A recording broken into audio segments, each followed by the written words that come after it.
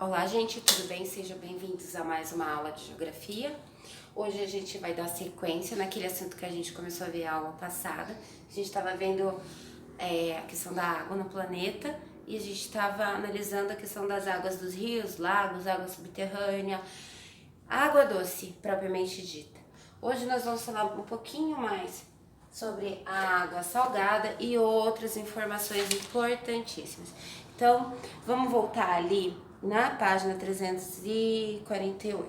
Sobre a água oceânica, gente, vocês vão ver que ela é a maioria da água do planeta todo, tá? E nem todo oceano é igual, tem as mesmas características. Uma característica que a gente vai ver a questão, que é as águas têm uma porcentagem de salinidade, elas são salgadas, tem uma média de 35 gramas, se eu não me engano, tá?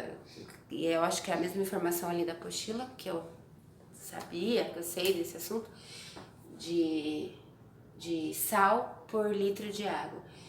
Porém, ela não é universal, como que eu vou dizer? Algumas regiões acabam tendo uma maior salinidade do que outras. Tem características específicas, cada oceano, cada água salgada, tá? Cada região.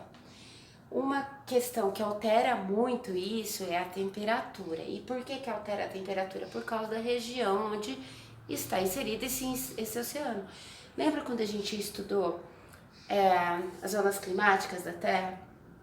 E a gente viu que a região que absorve mais energia solar é a região aqui próximo à linha do Equador, né? Tá bem aqui ao centro, certo?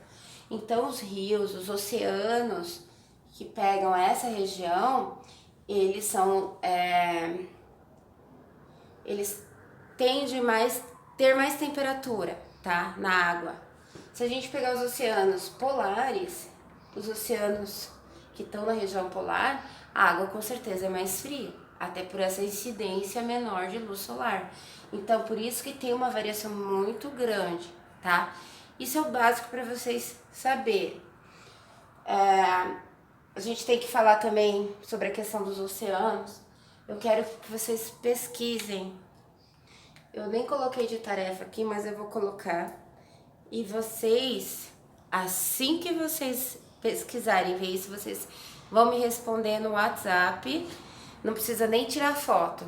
Só me responda. Eu quero ver quem que vai ser o aluno que vai mais ligeiro, quem que vai ser os primeiros aí, que eu vou dar um parabéns especial. Quantos oceanos temos? E quais são os nomes deles?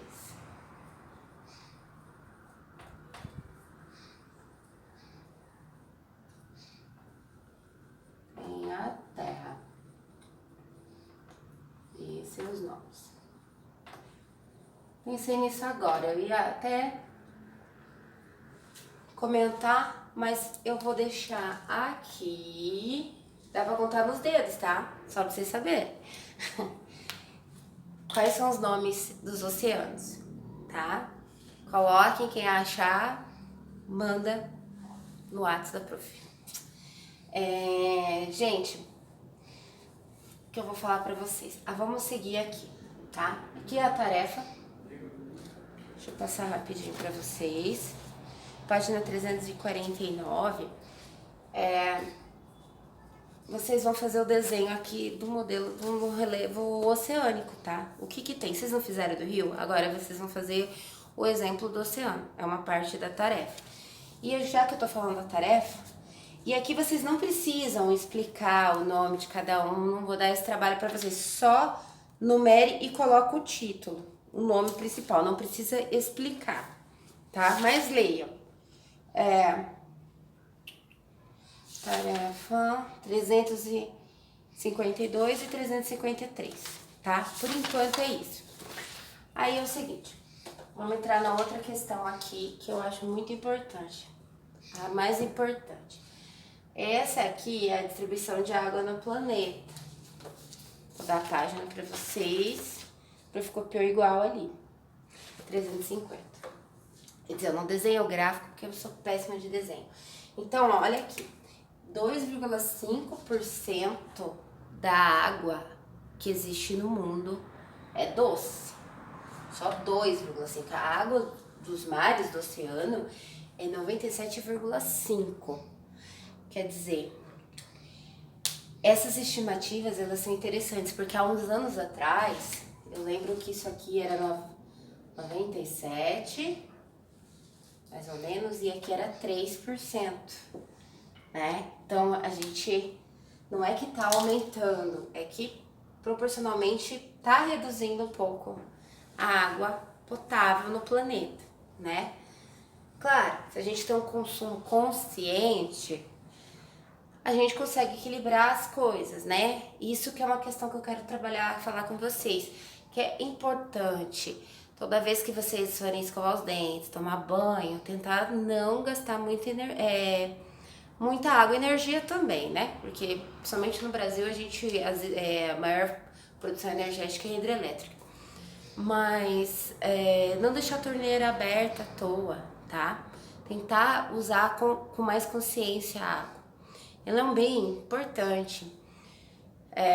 Desde que eu sou pequena, a gente ouve essa questão de preservar, de cuidar da água, não ter desperdício. Então, eu acho assim importante que a gente mantenha isso, porque realmente a população do planeta está aumentando e aumenta o consumo. Então, se a gente não controlar os gastos desnecessários, a tendência começa a ter escassez de água em alguns lugares. A gente teve aqui no Brasil alguns períodos faltando água em São Paulo, o Nordeste tem muito problema com seca, então é importante a gente ter consciência.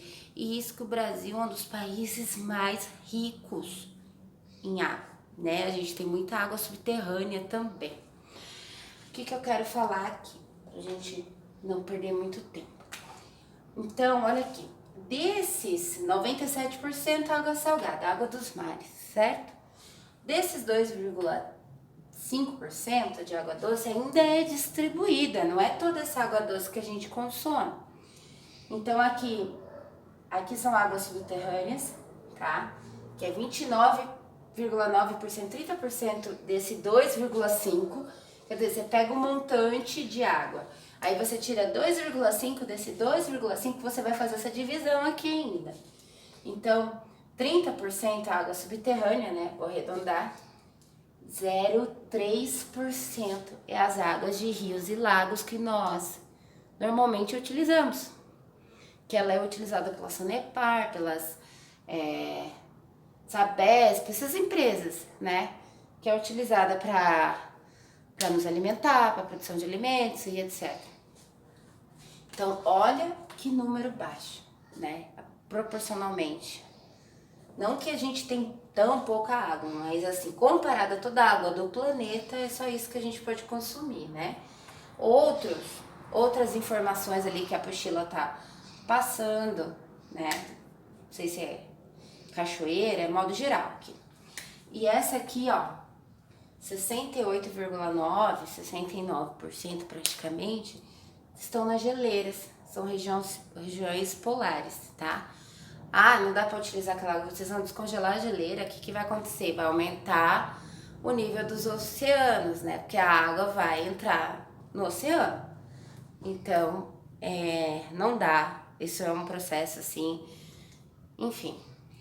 Alguns países, por causa da escassez de água, né? Até o nono ano a gente estava vendo muito a questão da Ásia e o Estado de Israel, sobre a Guerra dos 6 Dias, e porque a água é um motivo de guerra, sim, tá? Infelizmente a falta de água faz os países entrar em conflitos.